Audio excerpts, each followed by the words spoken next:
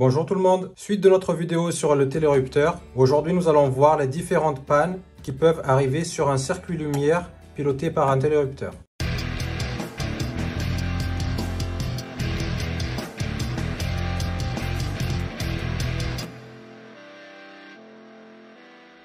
Cette vidéo va être divisée en 4 catégories, c'est-à-dire en premier temps nous allons nous focaliser sur notre lampe, en deuxième temps sur notre boîte de dérivation, en troisième temps sur nos poussoirs et enfin dans notre tableau électrique. Avant de commencer le tuto, il est essentiel de comprendre le fonctionnement de votre installation électrique. Pour cette raison, je vous invite, si vous n'êtes pas encore abonné, de cliquer sur l'icône s'abonner en bas à droite de cette vidéo. Qu'est-ce qu'il faut savoir sur un circuit électrique? Peu importe le circuit, quel que soit, si c'est un circuit lumière, un circuit direct, c'est-à-dire spécialisé, peu importe le circuit, il est essentiel de comprendre comment circule le courant. Le courant, il circule du point A au point B. Dans notre installation qui est ici, le courant arrive de notre interrupteur différentiel qui est là, il va à notre lampe. Notre lampe, c'est ce qu'on appelle une charge. C'est notre lampe qui va absorber le courant qui arrive. C'est pour cette raison que notre lumière s'allume. Donc, à l'intérieur de ces circuits-là, il y a des différentes étapes. Il y a ce qu'on appelle les organes de coupure, les organes de sécurité, comme par exemple ici, nous avons,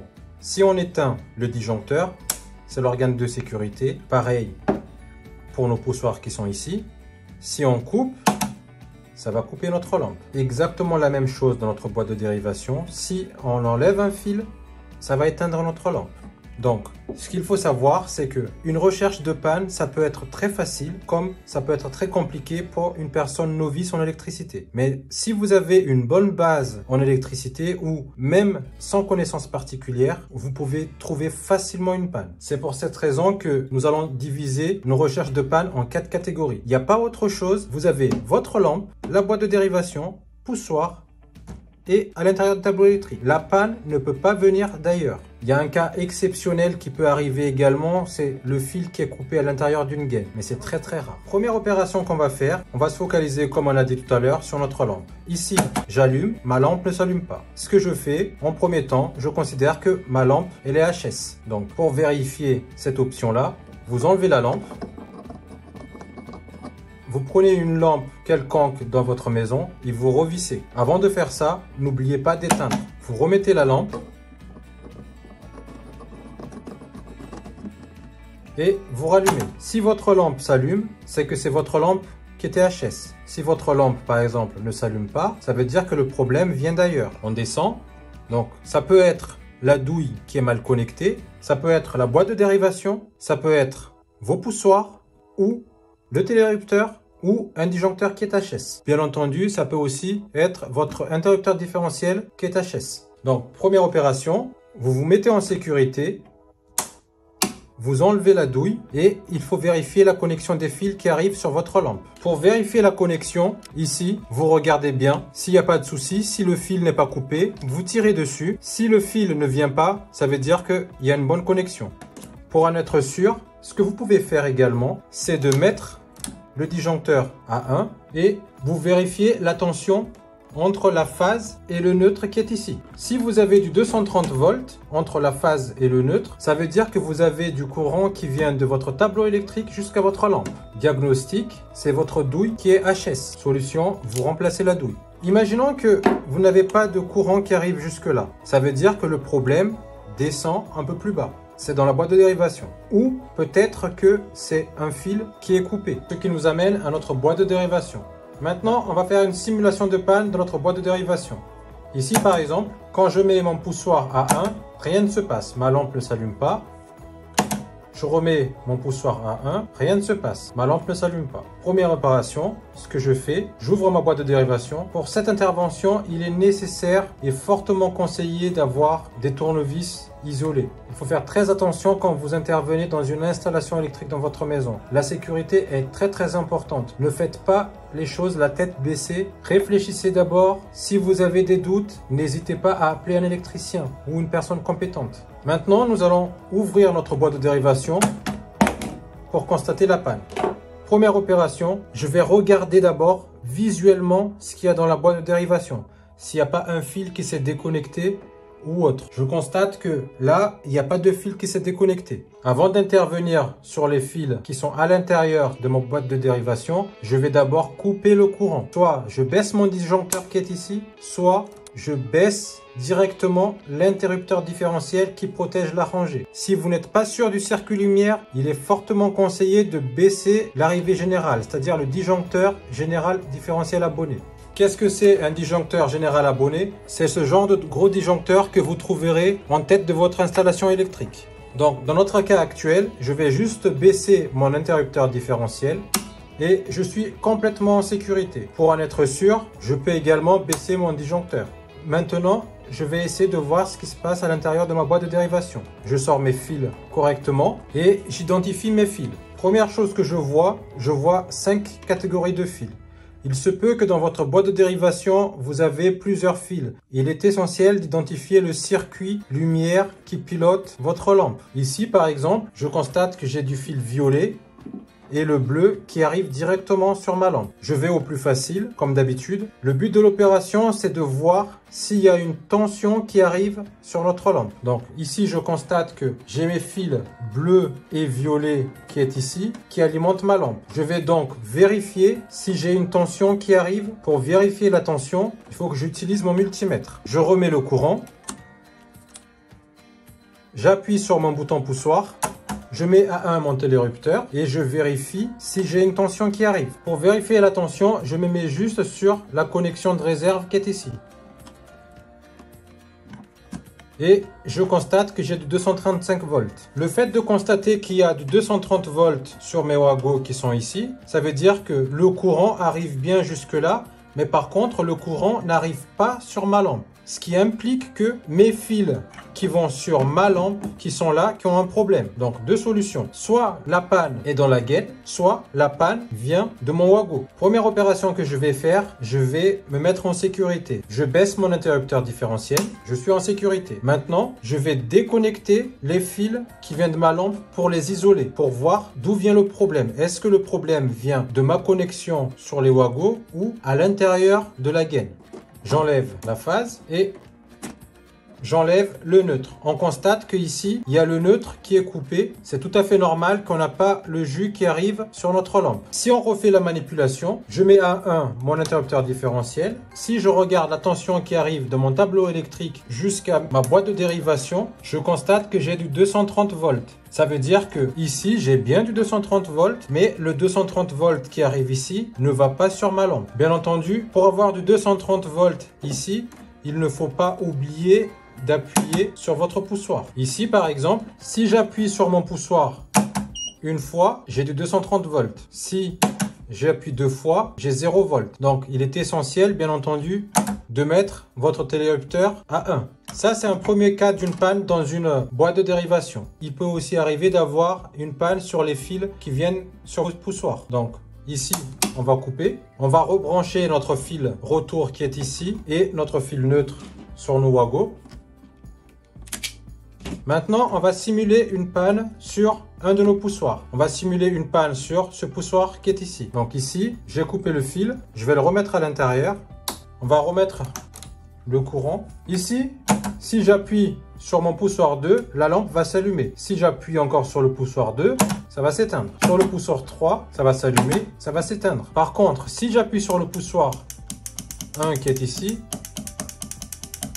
rien, c'est normal. Le fil qui arrive de mon poussoir 1 est coupé. Ce qu'il faut comprendre, c'est que vous pouvez avoir deux poussoirs qui est ici, qui sont déconnectés. Cela ne va pas empêcher votre installation électrique. Il y a toujours un poussoir qui arrive. Mais par contre, il faut savoir où chercher. Exemple, ici, je mets à 1 mon poussoir 3, ça fonctionne correctement.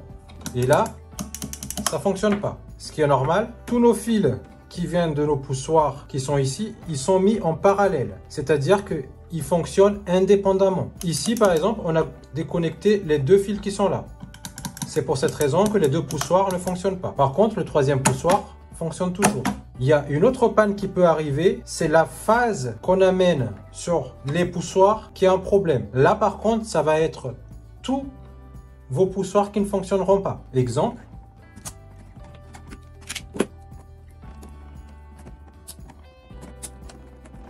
Ici, par exemple, si on déconnecte la phase qui vient de notre tableau électrique, qui est ici, c'est cette phase-là. Je vais l'isoler pour se mettre en sécurité. Là, si on remet le courant, je constate que ma lumière s'allume, ce qui est normal, parce que mon télérupteur était à 1. Par contre, si j'appuie sur mes poussoirs, ça ne fonctionne pas. Ça veut dire que ma lampe va tout le temps s'allumer. Sauf si je fais une action sur mon télérupteur. Dans une boîte de dérivation, les problèmes qu'il peut avoir, soit c'est un problème de câblage, soit c'est un problème de connexion. Par contre, maintenant, on va essayer de voir quels sont les problèmes qu'ils peuvent avoir sur vos poussoirs. Je mets en sécurité, je remets ma phase. Sur un poussoir, il peut y avoir deux cas de panne. Soit le fil qui arrive sur votre connexion qui est ici, c'est débranché, soit c'est le poussoir qui est HS. C'est-à-dire, le poussoir ne revient plus comme ceci. Dans ce cas-là, il faut le changer impérativement. Pourquoi? Parce que ça peut créer un problème sur votre télérupteur.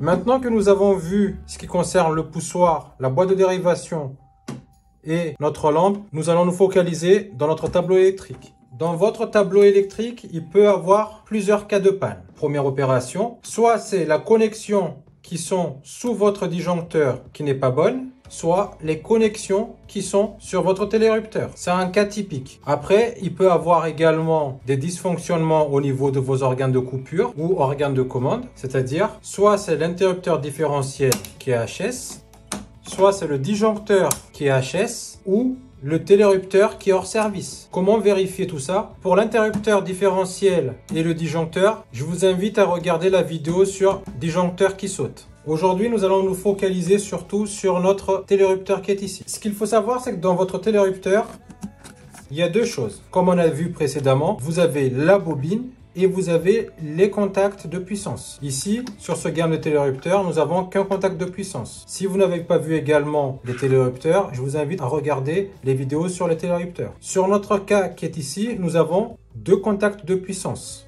Les possibilités de panne qui peuvent avoir sur un télérupteur, sans parler du disjoncteur, c'est deux choses. Soit la bobine est HS, soit le contact de puissance ne se ferme plus ou ne s'ouvre plus. Comment vérifier cela? Pour vérifier si votre bobine du télérupteur fonctionne parfaitement, il y a une manipulation très simple. Quand vous appuyez, votre télérupteur va s'actionner.